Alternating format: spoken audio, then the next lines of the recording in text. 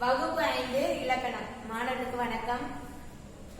போன வாரம் பெயர்ச்சொல் பார்த்தோம். இந்த வாரம் எழுவாய் பயனிலை செயல்படு பொருள் பார்த்தோம். இன்னைக்கு என்ன பார்க்க போறோம்? இணை சொற்கள். ஒன்றோடு ஒன்று இணைத்து வரும் சொற்கள் இணை சொற்கள். என்ன பார்க்க போறோம்? இணை சொற்கள். என்னது? இணை சொற்கள். ஒன்றோடு ஒன்று இணைத்து வரும் சொற்கள் இணை சொற்கள். இணை சொற்கள் 3 வகைப்படும்: நேரிணை, எதிரிணை, செரியிணை. நேரிணை, எதிரிணை, செரியிணை. நேரிணை ஒரே பொருள் தரும் சொற்கள். ஒரே பொருள் என்னது? ஒரு சொல் இருக்கும், அதுல இன்னொரு சொல் என்னது இருக்கும், அதே பொருளை தான் தரும். இது ஒண்ணு போல சொற்றொடர்ல அமைந்து வரும். சரியா? எடுத்துக்காட்டாக எதை சொல்லலாம்? எழிலும் அழகும், பேரும் புகழும். நேரிணை ஒரே பொருள் தரும் சொற்கள். அதாவது ஒரு சொல்லுதான் இருக்கும், அந்த சொல்லு இன்னொரு சொல், அந்த சொல்லு என்ன பண்ணுறோம், அதே விட என்னது பொருள் ஒண்ணு போல இருக்கும் ரெண்டு சொல்லுமே. அதான் ஒரே பொருள் தரும் சொற்கள் நேரிணை.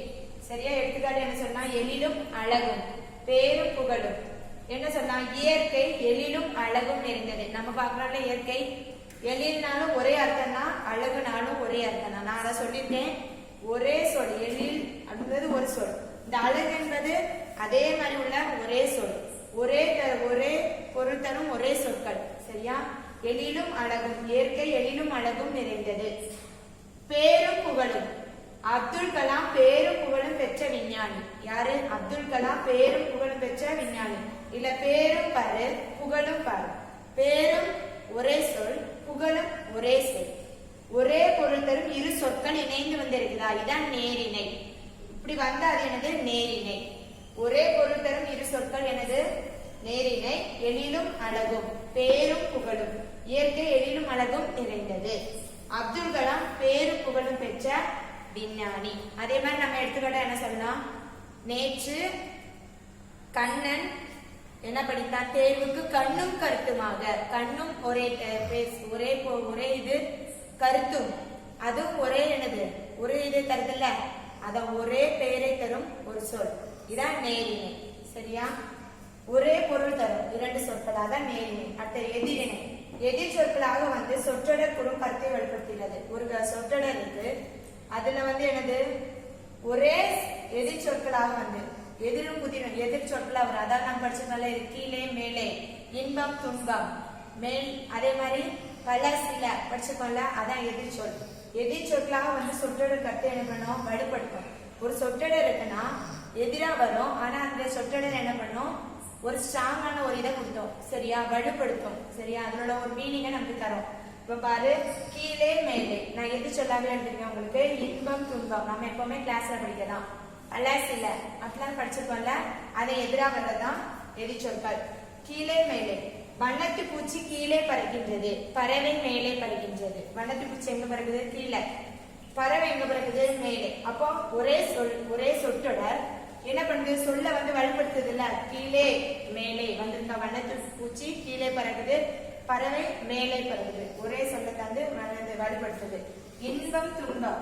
வாழ்வில் இன்பமும் துன்பமும் உண்டு. நம்ம வாழ்வில் என்ன இருக்குது? இன்பமும் இருக்கு, துன்பமும். எதிர் சொல் தானே ரெண்டுமே. இன்பமும் இருக்கு, துன்பமும். அதான் எதிரிணை. அதாவது எதிர் சொற்களாக சொற்றொடர் கூறும் கருத்தை என்ன வலுப்படுத்துவதுதான் எதிரிணை. அடுத்தது செரியிணை. வண்ணத்தின் செறிவை கூறும் சொற்கள் செரியிணை. வண்ணத்தோட செறிவினை என்னது? இதை சொல்லும். மெயினாவே செரிவினைனா என்னது? வண்ணத்தோட செறிவினை கூறும். செறிவினைனா எது? செக்கச்செவேல், வெள்ளை வரேல், கண்ணங்கரேல் அப்படின்னு சொல்லும். அதாவது ஒரு பொருளோட நிறங்களை என்னது? செறிவினையா கூறும் சொற்கள் தான் செரியினை. பாரு, சூரியன் செக்கை செவேல் என்று இருக்கும். சூரியன் என்ன கலர்ல இருக்கோ? செவேல். அதான் செரிவினையா சொல்லுது. சூரியன் செக்கை செவேல், அதாவது ஒரு கலரை சொல்றதா என்னது? செறிவினை. பற்கள் வெள்ளை வெள்ளையர் என்று இருக்கும். பற்கள் நம்ம எதிர்க்கிற பல்லு எப்படி இருக்கும்? வெள்ளை வெள்ளையர் என்று உள்ளது. அப்படி நிறைய என்ன சொல்லலாம். கண்ணங்கரேல். சரியா? இதுக்கு நிறைய என்ன பண்ணலாம்? எடுத்துக்காட்டுகள் நிறைய என்ன பண்ணலாம்? சொல்லலாம். ஓகேவா? இதான் என்னது? செரியினை. வேட்டி என்ன இருக்கும்? வெள்ளை வெள்ளை. நம்ம உடுக்குறோம், அந்த பெரியவங்க எல்லாம் உடுக்குறாங்க, அந்த வேட்டி எப்படி இருக்கும்? வெள்ளை வெள்ளையர் இருக்குல்ல, அதுதான் எனது வண்ணத்தின் செறிவை கூறும் சொற்கள் செரியிணை. நம்ம படிச்சது இணை சொற்கள், நேரிணை. இணை சொற்கள் ஒன்றோடு இணைந்த ஒரு சொற்கள் இணை சொற்கள். நேரிணை, எதிரிணை, செரியிணை. நேரிணைனா ஒரே பொருள் தரும் சொற்கள், அதாவது ஒரே பொருளை தான் தரும் சொற்கள் என்னது? நேரிணை. எழிலும் அழகும், பேரும் புகழும். எழிலும் அழகுக்கு என்ன படிச்சோம்? இயற்கை எழிலும் அழகும் நிறைந்தது.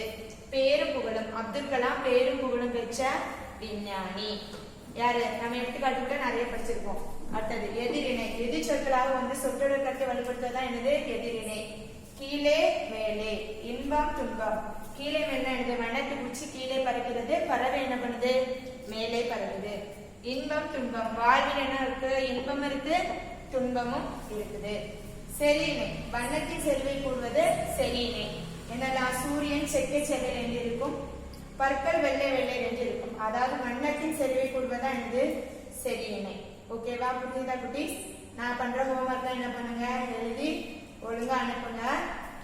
நிறைய பேர் பண்ண மாட்டேங்குங்க. எல்லாருமே என்ன பண்ணுங்க, ஹோம்ஒர்க்ல எழுதி அனுப்புங்க. பாய் குட்டீஸ்.